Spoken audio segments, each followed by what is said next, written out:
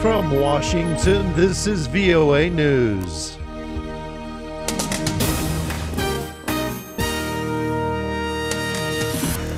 Pistorius found guilty of culpable homicide, and U.S. military prepares for multi-year operations in Mideast. I'm Bill Michaels reporting from Washington. U.S. President Barack Obama has ordered military action to beat back Islamic State militants in Iraq and Syria. VOA's Carla Babb has more from the Pentagon. An additional 475 U.S. troops are heading to Iraq to assist local forces in their fight against Islamic State. In all, more than 1,600 U.S. military personnel will be in the country, costing U.S. taxpayers an average of more than $7.5 million each day. U.S. officials and analysts say attacking a force that has spread as much as the Islamic State Group will take time. Elliott Abrams, who was a security advisor to former President George W. Bush, says the fight is expected to be a multi-year project that will likely carry into the next presidency. Because the threat that we're facing from the Islamic State has grown to the point where there are no simple answers. Experts have been trying to analyze whether the fight is winnable without U.S. combat troops on the ground.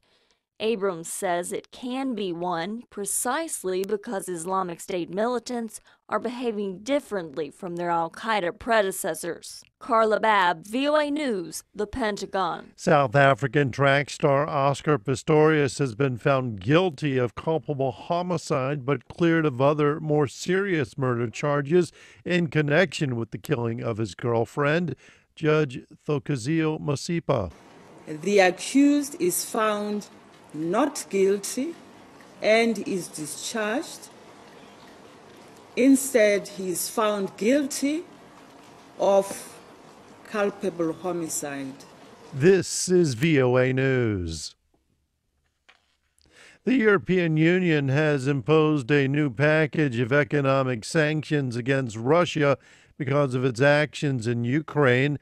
The new sanctions went into effect today and targeted Russian oil and defense firms. The latest EU restrictions also impose sanctions on individuals, including Russian figures and Ukrainian rebels. European Council President Herman Van Rompuy has said the sanctions may be amended, suspended, or repealed in all or in part after a review of the ceasefire in Ukraine by the end of September. Russia said it would retaliate to the new sanctions immediately, but did not announce details. In recent days, Russian officials have threatened to ban U.S. airlines from Russian airspace, a move that could force long and costly detours for flights to East Asia. A ceasefire is holding in Ukraine's eastern region. In this report from Washington, VOA senior correspondent Andre Dinesra spoke with former U.S. Ambassador Jack Matlock, a longtime expert on Russia, about the situation in Ukraine.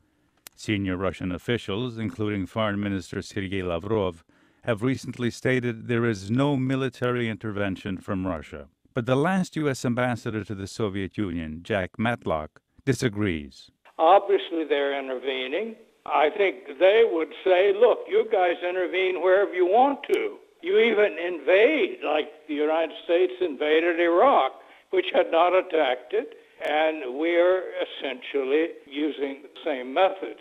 Some experts have indicated that Russian President Vladimir Putin wants more than just to gain influence in that region, that he eventually wants to annex eastern Ukraine. I don't think there is an intent to take it into adding to Russia. It would be a totally irrational intent. This is an economically depressed area.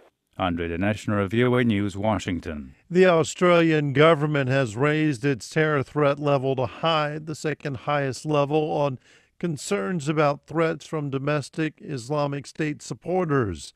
Prime Minister Tony Abbott told a news conference today that the move was not based on knowledge of a specific attack plan, but rather intelligence that there are people with intent and the capability to mount attacks.